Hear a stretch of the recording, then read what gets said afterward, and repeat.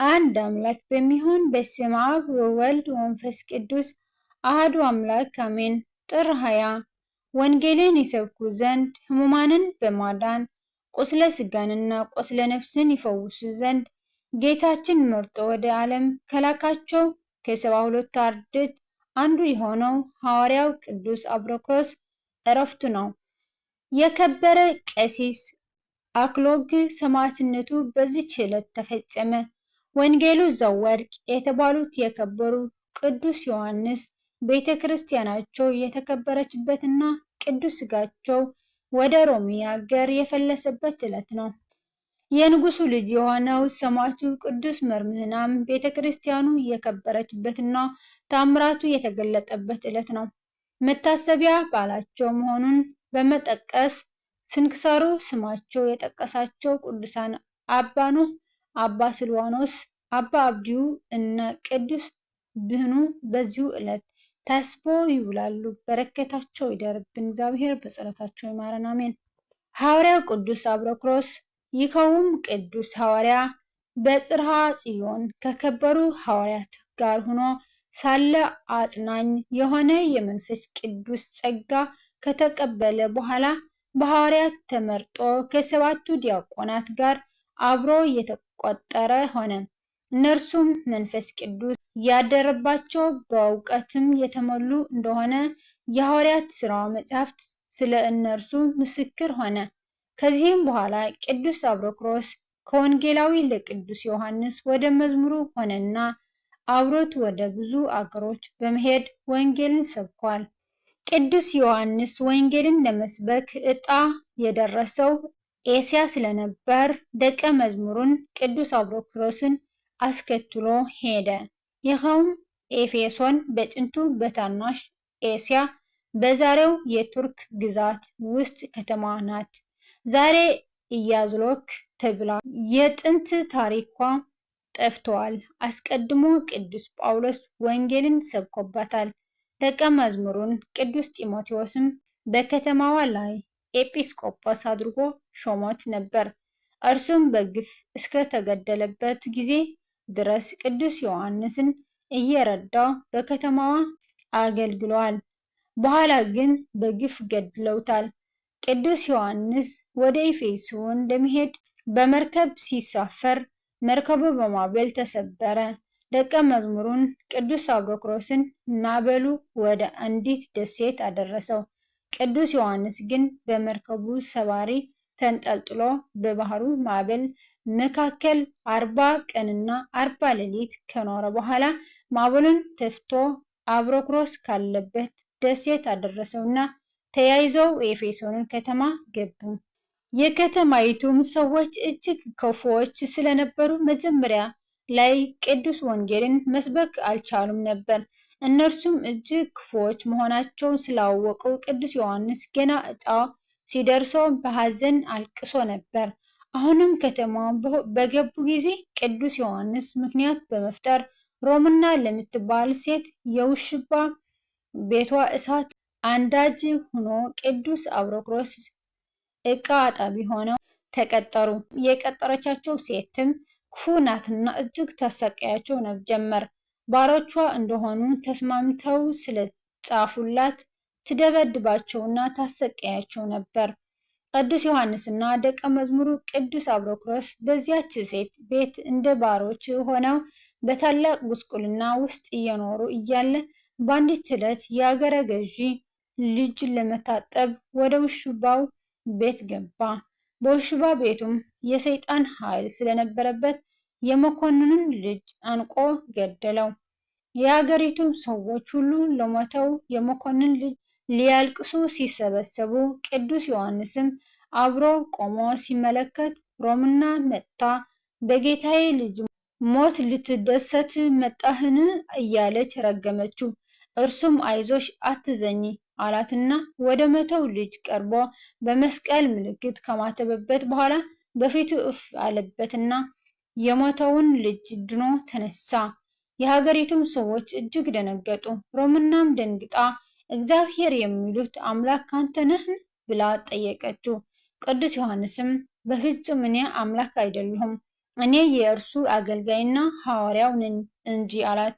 ሮምናም ስለበደለቻቸው በደል ሁሉ መሪር እንባን እያለቀሰች ይቅር እንዲሏት ቅዱስ ዮሐንስና ቅዱስ አብሮክሮስን አጥብቃ ለመነቻቸው። እነርሱም አረጋጓት። ከሕዝቡም ውስጥ ብዙዎች በጌታችን አመኑ። እነዚህም ሁለት ሐዋርያት ሌሎች ብዙ ድንቅ ተአምራትን እያደረጉ ወንጌልን እየሰበኩ ከክፉ ጣዖት አገልጋዮች በቀር ሁሉንም አሳምነው አጠመቋቸው።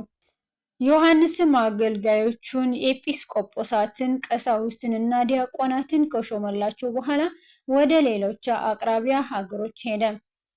ወንጌላዊው ቅዱስ ዮሐንስ በኋላ ላይ ቅዱስ አብሮክሮስን በቢታንያ ሀገር በኒቆምዲያ ከተማ ላይ በአንብሮተ እድ ኤጲስቆጶስነት ሾሞታል። ቅዱስ አብሮክሮስም የአገሪቱን ሰዎች የጌታችንን ሃይማኖት አስተምሯቸው የዮናናውያንም ብዙዎችን ወደ ቀናች ሃይማኖት መለሳቸው። ብዙዎችም በአብ በወልድ በመንፈስ ቅዱስ ስም አጥመቃቸው። በሃይማኖትም እንዲጸኑ የወንጌልንም ትእዛዝ እንዲጠብቁ አስተማራቸውና ቤተ ክርስቲያን ሰርቶላቸው ቀሳውስትን ዲያቆናትን ከሾመላቸው በኋላ ወንጌልን ለመስበክ ወደ ሌሎች ሀገር ሄደ። በእነዚያም ሀገራት ወንጌልን በማስተማርና ብዙ ታምራትን በማድረግ ብዙዎችን ወደ ቀናች ሃይማኖት መለሳቸው። ብዙዎች አይሁድም አስተምሮ የክርስትና ጥምቀትን አጠመቃቸው። ነገር ግን ሐዋርያው ወንጌልን እየሰበከ ብዙዎችን የጌታችን ተከታዮች ሲያድርግ ክፉዎች ደግሞ ብዙ አሰቃቂ መከራዎችን አድርሰውበታል። ስለ ጌታችን ስለ ቅዱስ ስሙ ተጋድሎውን በድል ፈጽሞ በመጨረሻ በመልካም ሽምግልና ሆኖ አርፏል። ረድኤት በረከቱ ይደርብን፣ እግዚአብሔር በጸሎቱ ይማረን፣ አሜን። ሰማዕት ቀሲስ አክሎግ። የዚህም ቅዱስ ወላጆች አባቱ ዲዮስቆሮስ እናቱ አፎሚያ የተባሉ ከከበሩ ወገኖች ውስጥ የሆኑ ናቸው። እነርሱም በወርቅና በብር እጅግ ባለጸጎች ናቸው። ከከብቶቻቸውና እንስሶቻቸውን ስፍር ቁጥር የላቸውም። ነገር ግን ልጅ ስላልነበራቸው ያዝኑ ነበር። ወደ እግዚአብሔርም ዘወትር በጸሎት በተጉ ጊዜ ልመናቸው ተሰምቶላቸው የተባረከ ወንድ ልጅ ሰጣቸው። ስሙንም አክሎግ አሉት። ትርጓሜውም በእግዚአብሔር ዘንድ ጣዕም ያለው ይሆናል ማለት ነው። ወላጆቹም አክሎግን 8 ዓመት ሲሆነው የቤተ ክርስቲያንን ትምህርት እንዲማር ለመምህር ሰጡትና ሁሉን ጠንቅቆ ተማረ። አስቀድሞም ለመምህር ከመስጠቱ በፊት ጠዋት ማታ ወደ ቤተ ክርስቲያን በመሄድ የመጽሐፍትን ቃል ይሰማ ነበር። በአንዲትም ዕለት ከመምህሩ ዘንድ ተመልሶ በፈረስ ሆኖ 2 አገልጋዮቹን አስከትሎ ወደ ቤቱ ሲሄድ በመንገድ ላይ ሰዎች ተሰብስበው ሲጮሁ አገኛቸው። ወደ እነርሱም በቀረበ ጊዜ እባብ ነድፎት ለሞት የቀረበ አንድ ሕፃን ወድቆ አገኘ። በዚህም ጊዜ አክሎግ በስመ አብ ወወልድ ወመንፈስ ቅዱስ አህዱ አምላክ አሜን ብሎ በሕፃኑ ላይ በመስቀል ምልክት ካማተበ በኋላ ሕፃን ሆይ ከዚህ ክፉ እባብ መርዝ ትድን ዘንድ እነግርሃለሁ። ጌታችን ንጹሕና እውነት በሆነ ቅዱስ ቃሉ እባቡንም ጊንጡንም የጠላትን ኃይል ሁሉ ትረግጡ ዘንድ እነሆ ስልጣን ሰጥቷችሁ ምንም የሚጎዳችሁ ነገር የለም ብለዋልና አለ። ወዲያውም እንደሞተ ሆኖ የነበረው ያ ልጅ ፈጥኖ ተነሳ፣ ምንም ጉዳት እንዳላገኘው ሆነ። ሕዝቡም ይህንን የቅዱስ አክሎግን ተአምር ባዩ ጊዜ እጅግ አደነቁ። በዚህ ሕፃን ልጅ ላይ አድሮ ይህን ያደረገ እግዚአብሔር አመሰገኑት። የቅዱስ አክሎግም ይህች ተአምሩ በሀገር ሁሉ ተሰማች። ቅዱስ አክሎግ 12 ዓመት በሆነው ጊዜ ከመምህሩ ዘንድ ትምህርቱን ፈጸመ። 4ቱን ወንጌሎችን፣ የሐዋርያትን ሥራ፣ 14ቱ የቅዱስ ጳውሎስን መልእክቶች፣ 7ቱ የሐዋርያት መልእክታት፣ የዮሐንስን ራእይ፣ 150ውን የቅዱስ ዳዊትን መዝሙራትን፣ የነቢያትንና የሰሎሞንን መኃልየ ሁሉንም አጠናቆ በደንብ ተማረ። ሁል ጊዜ በጾም በጸሎት እየተወሰነ ጠዋት ማታ መጽሐፍትን ያነባል። ሱባኤ እየያዘ በልብሱ ውስጥ ማቅ ይለብሳል።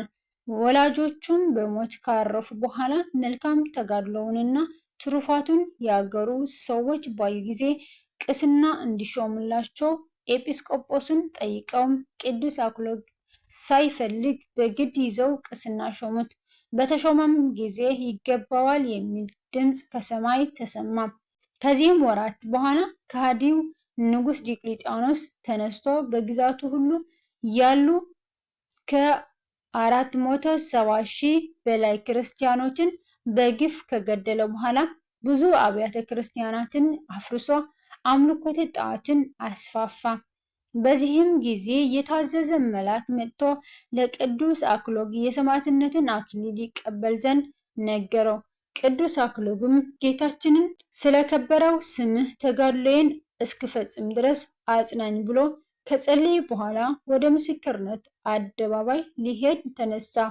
የአገሪቱም ሰዎች እኔ ጋር ሰማዕት ሊሆን የሚወድ አብሮኝ ይምጣ ባላቸው ጊዜ 340 ሰዎች ተከተሉት። እነሱም ከክፋት ቦታ ላይ ቆመው በግልጽ እኛ ክርስቲያን ነን ብለው ጮኸው መሰከሩ። የከሃዲው ንጉሥ የዲዮቅልጥያኖስ የሰራዊቱ አለቃ ይህንን ባየ ጊዜ ደነገጠ። ቅዱስ አክሎግም አስሮ ከጨካኙ መኳንን ለአርያኖስ ሰጠው። ከጨካኑ አረመኔው አርያኖስም ለጣዖታት እንዲሰግድ ቅዱስ አክሎግ አባበለው። ነገር ግን ቅዱስ ትእዛዙን ባለመቀበል እርሱንና ጣዖታቱን ረገመበት። አርያኖስም ይዞ እጅግ ጽኑ በሆነ ልዩ ልዩ መሳቀያዎች አሳቀየው። ብዙ ካሳቀየውም በኋላ እንዲሞት ከእሳት ምድጃ ውስጥ በከተተው ጊዜ የታዘዘ መልአክ መጥቶ እሳቱን እንደ ውሃ አቀዘቀዘለት። ከዚህም በኋላ መኮንኑን 340ውን ሰዎች ጠርቶ ለአማልክት እንዲሰግዱ ግድ አላቸው። እነርሱም የምንሰግድለት አምላካችን እግዚአብሔር ብቻ ነው በማለት ጣዖታቱን ረገሙበት። መኮንኑም ራሳቸውን በሰይፍ ይቆርጣቸው ዘንድ አዘዘ። እንደ ትእዛዙም በየተራው ቆረጧቸውና የሰማዕትነት አክሊልን ተቀዳጁ። የከበረች በረከታቸው ትደርብን፣ በጸሎታቸውም እግዚአብሔር ይማረን፣ አሜን። በዚያን ጊዜም የመኮንኑ የአርያኖስ ወንድ ልጁ ሞተበትና እጅግ አዘነ። የከበረ አባ አክሎግም በዚህ ጊዜ ፈጣሪዬን ለምኜ ልጅን ከሞት ባስነሳልህ ምን ትሰጠኛለህ? አለው። መኮንንም እጅግ አዝኖ ተጨንቋልና ቅዱስ አክሎግን የሞተው አለቃ አድርጌ ሾሜ በታላቅ ክብር ወደ አገር እልክሃለሁ አለው። ቅዱስ አክሎግ ግን ይህንንስ ፈጽሞ አልሻም፣ ይልቁንም አሰቃይተህ ገድለህ ሰማዕትነቴን ትፈጽምልኝ ዘንድ እሻለሁ፣ ስጋዬንም ወደ አገሬ እንድትልከው ማልልኝ አለው። መኮንኑ አርያኖስም በቅዱስ አክሎግ ቃል እጅግ ተገርሞና አዝኖ እንደምኞቱ ሊፈጽምለት እሺ ብሎ ማለለት። ቅዱስ አክሎግም ወደ ጌታችን ከጸለየ በኋላ በስመ አብ ወወልድ ወመንፈስ ቅዱስ አሐዱ አምላክ አሜን ብሎ በሕፃኑ ላይ በመስቀል ምልክት በማተበ ጊዜ ወዲያው የሞተው ሕፃኑ እፍ ብሎ ተነሳ። ይህንንም ታላቅ ታምር ያዩ አሕዛብ ሁሉ በእውነት ከቅዱስ አክሎግ አምላክ በቀር ሌላ አምላክ የለም፣ እኛም በቅዱስ አክሎግ አምላክ እናምናለን ብለው ጮኹ። መኮንኑም ይህንን ባየ ጊዜ ተቆጣ። ከከተማም አውጥተው ሰፊ ጉድጓድ ቆፍረው በውስጡ እሳት አንድደው እንዲጨምሯቸው አዘዘ። እንዳዘዘውም አደረጉባቸውና ምስክርነታቸውን በድል ፈጽመው የሰማዕትነት አክሊልን ተቀዳጁ። ቁጥራቸውም 809 ሆነ። ከዚህም በኋላ መኮንኑ ቅዱስ አክሎግ በጽኑ ስቃይ አሰቃየው፣ ወደ ሀገሩም ወሰደው። በዚያ ራሱን በሰይፍ ይቆርጡት ዘንድ አዘዘ። ቅዱስ አክሎግም ይህንን በሰማ ጊዜ እጅግ ደስ አለው። ወደ ጌታችንም በጸለየ ጊዜ ጌታችን በክብር ተገለጠለትና ወዳጄ የሚወድህ የአባቴና የመንፈስ ቅዱስ ወዳጅ ሰላም ላንተ ይሁን አለው። ዳግመኛ ዋጋህን ልከፍልህ በመንግስቴም ውስጥ ላሳርፍህ መጣሁ። 3 አክሊላትም አዘጋጀሁልህ። አንደኛው ስለ ድንግልናህ፣ ሁለተኛው ስለ ስቃይህ፣ ሶስተኛው የዚህም ዓለም ክብር ንቀህ ስለተውህ ነው። በዚች ዕለት ከእኔ የምትሻውን ሁሉ አድርግልሃለሁ። ስለ ስሜ ስለተሰቃየ የማያልቅ ተድላን እሰጥሃለሁ። የመላእክት ሰራዊትም እንዲያገለግሉ አድርጋለሁ። ዘላለማዊ ሕይወት ባለው በማዕዴ ውስጥ ከሁሉ ቅዱሳን ጋር ደስ ያሰኘሃለሁ። ስጋህ ባለበት የሚማልደውን ሁሉ እርዳታ የሚሻውንም በችግር ውስጥ ያለውንም በደዌ የተያዘውንም ሁሉ እኔ አድነዋለሁ። ልጁንም በስምህ የሚሰይመው ሁሉ እኔ ልጁን እባርክለታለሁ። በበጎ አስተዳደግም አሳድገዋለሁ፣ ከክፉ ነገር እጠብቀዋለሁ። በስምህ መባ የሚያገባ ለጦም አዳሪዎችም እስከ ቀዝቃዛ ውሃ ምጽዋት የሰጠውን ኃጢአቱን ይቅር ብዬ የዘላለም ሕይወትን አወርሰዋለሁ። ተክል ተክሎ ዘር ዘርቶ በስምህ የሚለምነኝን ዘሩን እባርክለታለሁ፣ ፍሬውንም አበዛለታለሁ አለው። ጌታችንም ከቅዱስ አክሎግ ጋር መነጋገርን በፈጸመ ጊዜ ባረከውና ከቁስሉ ሁሉ ፈውሶ ጤነኛ አደረገው። ሰማዕትነቱን በትዕግስት እንዲፈጽም ነግሮት በክብር አረገ። ከዚህም በኋላ አባ አክሎግ ወደ ወታደሮቹ መለስ ብሎ የታዘዛችሁትን ፈጽሙ ብሎ ራሱን እንዲሰይፉት ሰጣቸው። ወታደሮቹም በዚህ ጊዜ የቅዱስ አክሎግ ፊት እንደ ፀሐይ ሲያበራ አዩት። ከፊቱም የብርሃን ግርማ የተነሳ ወደ እርሱ መቅረብ ተሳናቸው። ከነርሱም ውስጥ አንደኛው ወታደር እጁን ዘርግቶ የቅዱስ አክሎግን አንገት በሰይፍ መታውና ቅዱስ ሰማዕትነቱን በድል ፈጸመ።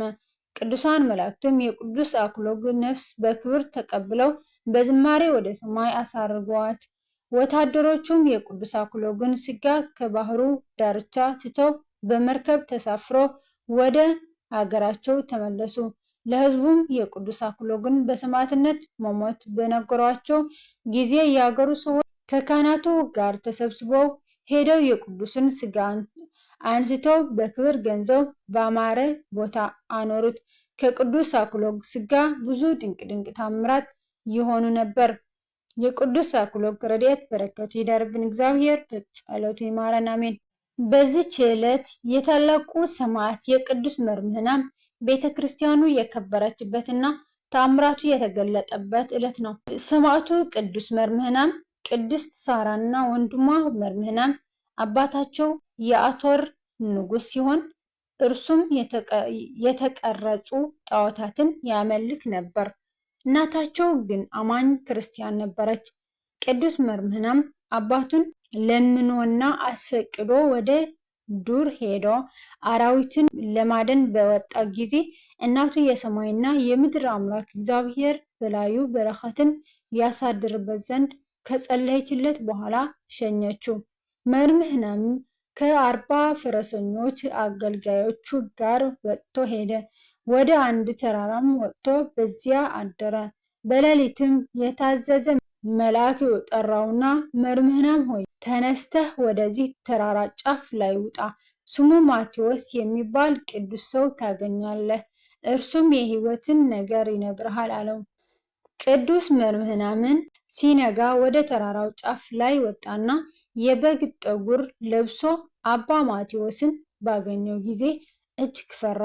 አባ ማቴዎስም አይዞህ አትፍራ፣ እኔም የእግዚአብሔር ፍጥረት ነኝና አትፍራ ብሎ አበረታታው። መርምህናምም የእግዚአብሔርን ስም ሲጠሩ ሲሰማ አባቴ ከአማልክቶች በቀር አምላክ አለን ብሎ ጠየቃቸው። በዚህም ጊዜ አባታችን የሃይማኖትን ነገር ሁሉንም አስተማሩት። መርምህናምም ከራስ ጠጉራቸው እግር ጥፍራቸው ድረስ በለምጽ የተመታች እህት አለችኝና እርሷን የአምላክህን ስም ጠርተህ ካዳንክልኝ በእውነት በአምላክህ አምናለሁ አላቸው። ሁለቱም ተያይዘው ከተራራው ወርደው ወደ ንጉሱ ቤት ሄደው መርምህናም ለእናቱ ያጋጠመው ነገር ነገራትና በለምጽ የተመታችውን እህቱን ሳራ በስውር ወደ አባ ማቴዎስ ዘንድ ወሰዳት። አባታችንም መሬቱን ባርከው ውሃ አፍልቀው አጠመቋትና ከለምጿ ፈወሷት። 40 ጭፍራዎችም አምነው ተጠመቁ። አባታችንም ሰማዕትነትን እንደሚቀበሉ ትንቢት ነግረዋቸው ባርከው መርቀው አሰናበቷቸው። መርምህናምም ወደ አባቱ ቤት በተመለሰ ጊዜ ጣዖቱ ቤት መግባትን እምቢ አለ። ከዚህም በኋላ 40ውን ጭፍራዎችና እህቱን ሳራን ይዞ ወደ አንዲት ተራራ ላይ ወጥቶ ተቀመጠ። የአሦርን ንጉሥ የሆነው አባቱ ና መንግስቴን ውረስ ብሎ ለቅዱስ መርምህናም ላከበት። ነገር ግን ቅዱስ መርምህናም የጌታዬን ፈጽሞ የማይጠፋውን መንግስት እሻለሁ ብሎ ለንጉሥ አባቱ ላከበት። ንጉሱም በቅድሚያ 40ውን አገልጋዮቹን ጭፍራዎችን እንዲገድሏቸው አዘዘና ራሳቸውን እየቆረጡ ከገደሏቸው ከጉድጓድ ውስጥ ጨምሯቸው። መርምህናምም ሲጸልይ ከሰማይ መርምህናም ሆይ ጸሎትህን ሰምቻለሁ የሚል ድምፅ ሰማ፣ መጣለት። ወዲያውም በንጉሱ ወላጅ አባታቸው ትእዛዝ ቅዱስ መርምህናም እና እህቱ ቅድስት ሳራ አንገታቸውን ተሰይፈውና ሰማዕትነት አክሊልን ተቀዳጁ። በጉድጓድ ጨምረው ሊያቃጥሏቸው ሲሉ ስጋቸውን እግዚአብሔር ሰወረባቸው። ወዲያውም ታላቅ ንውጽውጽታ ሆነ፣ ፀሐይም ጨለመች። የሰየፏቸውም ፈርተው ሸሹ። ከዚህም በኋላ ሰይጣን በአባታቸው በአሦሩ ንጉሥ ላይ አድሮበት አሳበደው፣ እንደ እሪያም መጮህ ጀመረ። ክርስቲያን የሆነችው የቅድስት መርምህናም እና የቅድስት ሳራ እናታቸው ወደ አባ ማቴዎስ ሄዳ ንጉሱ በልጆቹ ላይ ያደረገውንና በእነርሱም ላይ የተፈጸመበትን ነገር ነገረቻቸው። አባ ማቴዎስም ንጉሱ ዘይት ቀብተው ጸልየው ፈወሱት። በውስጡ አድሮበት የነበረውንም ሰይጣን በሪያ መልክ ከንጉሱ ውስጥ አስወጡት።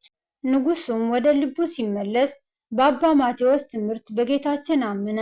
በሚገዛቸው አገሮች ሁሉ ያሉትን ሰዎች ይዞ ከነቤተሰቡ ተጠመቀ። ንጉሱም በእመቤታችንን ስም ቤተ ክርስቲያን አሰራ። ንግስቲቱ ሚስቱንም የሰማዕታቱን ልጆቿን ስጋ በሳጥን አድርጋ በውስጧ አኖረች። ከስጋቸውም ብዙ ታምራት ተገለጠ። አባታቸው የአሦሩ ንጉስም ለችግረኞችና ለጦማዳሪዎችን እየመጸወተ በተጋድሎ ኖረ። የቅድስት መርምህናም የእህቱ የቅድስት ሳራ ዕረፍታቸው ታኅሳስ 14 ቀን ነው። ዳግመኛ በዚች ዕለት የቅዱስ መርምህናም አባት ንጉስ አሦርና የመርምህናም ማህበርተኞች የሆኑ ቁጥራቸው 170,000 የሆኑ ሰማዕታት የዕረፍታቸው መታሰቢያ ነው። ይህም የአሦሩ ንጉስ ሰናክሬም ከሞተ በኋላ መንግስቱን መጠበቅና ማዘዝ የማይችል ታናሽ ብላቴና ልጅ በአባቱ ፋንታ ነገሰ። እናቱም ስለ እርሱ ሹሞቹን ታዛቸው ነበር። ከለዳዊ ንጉስም ይህን ሲሰማ የአሦርን መንግስት ለመውሰድ መጣ። የንጉሱም ወታደሮች እና የቅዱስ መርምህናምን መቃብር ይጠብቁት የነበሩ ሁሉ ለመዋጋት መጡ። የከለዳውያንም ንጉስ አሸንፎ ከተማይቱን ወረራትና መጡ። የከለዳውያንም ንጉስ አሸንፎ ከተማይቱን ወረራትና ብላቴናውን ንጉስ ከእናቱ ጋር ገደላቸው። የአሦርም ሰዎች ተገዙለትና በላያቸው ነግሶ መንግስትነት ያዘ። ከጥቂት ቀኖችም በኋላ የአሦርን ሰዎች ሰብስቦ ስለ ሃይማኖታቸው ጠየቃቸው። ህዝቡም በቅዱስ መርምህናም አምላክ አምነው በአባ ማቴዎስ ጥምቀት ክርስቲያን መሆናቸውን በነገሩት ጊዜ ለጣዖት እንዲሰግዱ አዘዛቸው። እሺ ብለው ለጣዖት የሰገዱ አሉ። የቅዱስ መርምህናምና የአባቱ አገልጋዮች ግን ንጉሱን በሰውነታችን ላይ የፈለግከውን አድርግ እንጂ ሃይማኖታችንን አንክድም አሉት።